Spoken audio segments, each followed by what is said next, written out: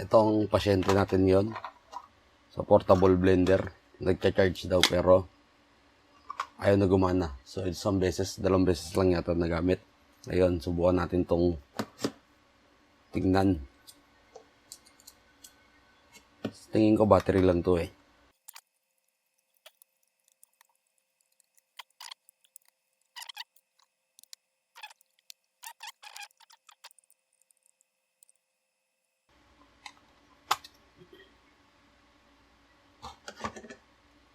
Ayun lang. Ano, limit switch na oh. Naka wifi. Kala mo may pinipindot, wala pala. Blanco. Grabe ang circuit nito. Yun na yun lang talaga. Gearbox lang siguro to. Okay. Test rin natin ang battery.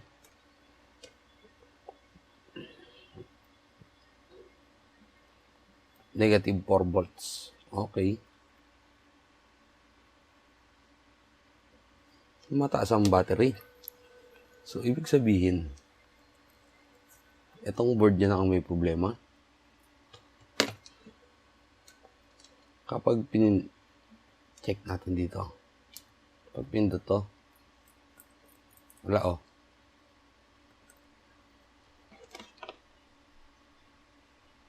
Boom. Grabe pala to. Single-sided board lang siya oh. Subukan natin nangin. Nauga yung ano yun.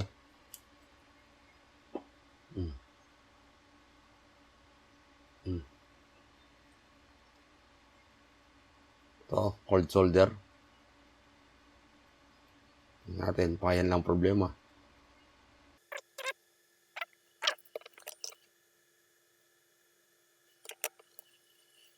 Nauga pa. Yan, hindi na nauga.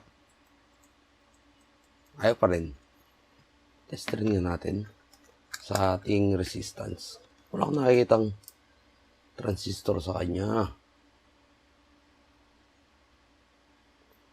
Kung hindi ako nagkakamali.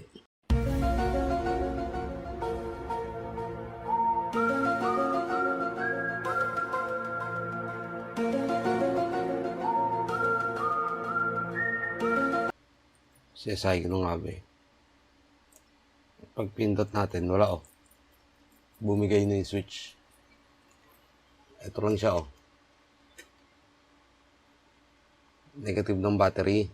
Dumiretso dito. Sa terminal na to. Positive ng battery. Punta sa ibang component. Siguro sa charging to. Tapos, pumunta dito sa terminal na to. Shorted lang yung dalawang yan. Tapos ito. Tsaka ito. Shorted lang din. Pumunta dito. Tong switch na to lang ang nagpapaon sa kanya. Delikado itong pinagagawa nitong mga to. So, switch problem lang to. Pag tinesting natin yan, testingin natin ha. Kuha tayo ng jumper wire. Ito. I-jumper ko lang to. Saglit lang, malayo yung kamay ko. Itong positive na to, dito sa terminal na to. Kita nyo? Ang mga na to. Nainis ako sa ganito eh.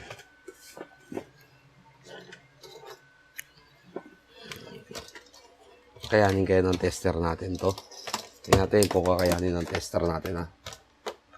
20 ampere naman tong tester na to eh. Titingnan natin kung ilang ampere ang ibubugan nito. Sasaw-saw ko lang. 4 ampere ano kita nyo? 4 ampere starting nyo, 1 ampere ang ano.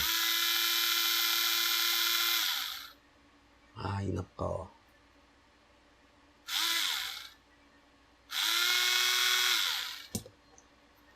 Sa mga tuwid, ang sirkito na to ay para lang sa charging.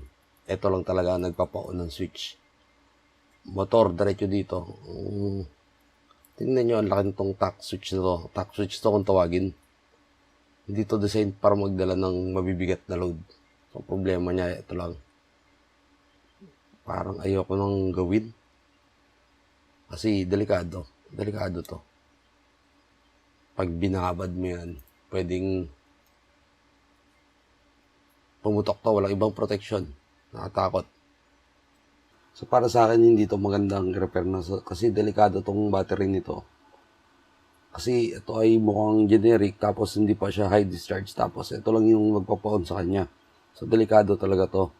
So typically ang mga lithium ion na battery may BMS, may tad ng protection. Ito wala talaga. So delikado, kaya hindi ko na to i-repair. Kung meron kayong ganito, marecommend ako o sira rin. Sigurado masisira rin yan. Ay huwag nyo na rin i-repair o pa-company. Mas maganda kung mag-blender na lang kayo na yung sasaksak sa AC natin. Outlet to, mga 220 volts yan. Kung wala namang budget, portable lang ang kailangan nyo. Yung Ducati na lang kayo. Kasi unang-una, delikado yung battery. Yung kanyang circuit, yung limit switch na hindi gumagana. So, pwede itong paanda rin ng merong blade na nakalabas. Although natatanggal naman yung blade niya, hindi naman talaga sasama. Pero, ang limit switch palagi ay dapat yung limit switch niya kung nagana yan. Pag wala siya sa bucket o hindi siya napipindot, ano siya, yung hindi gagana. So, wifi yung limit switch niya. So, ito yung board niya. Makita natin, nag-iisa lang yung IC niya. Pag tingnan natin to sa microscope, check natin sa ating microscope. LP4054. So, ito ay lithium single battery charger. Yan siya, LP4054 lang. Wala tayong makita ibang pyesa sa kanya. Puro LED, capacitor, resistor, capacitor. So, yun lang talaga. Ito lang yung IC niya. So, pang charging module lang to ng lithium-ion battery. Ang pangit ng design nito. So, delikado. Kaya wag na lang natin i-repair. Pwede itong i-repurpose na lang. Gamitin na lang sa ibang project tong charger tsaka tong battery. So, mga hindi malalakas na amperahe. So, yung nakita nating amperahe kanina, 4 ampere yun. Wala pa yung, yung load o yung ginagayat.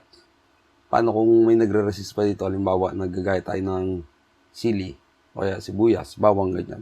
So, mas mataas pa yun. So, delikado yung para dito.